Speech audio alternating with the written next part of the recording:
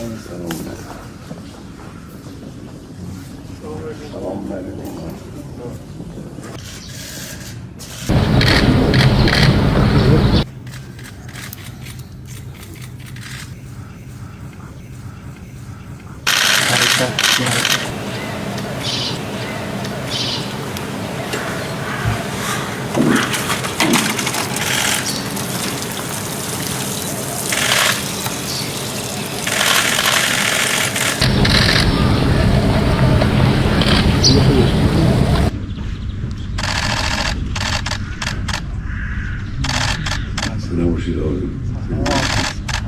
بسم الله الرحمن الرحیم.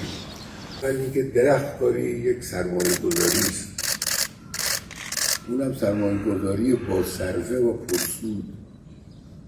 مبارزه ای که این درخت با آلودگی ها و آلاینده های هوا میکنه، اینا میوه‌ست، همه میوه‌های این درخت.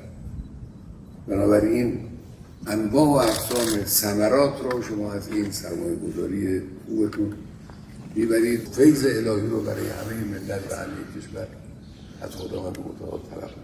و السلام علیکم و رحمت الله و برکاته.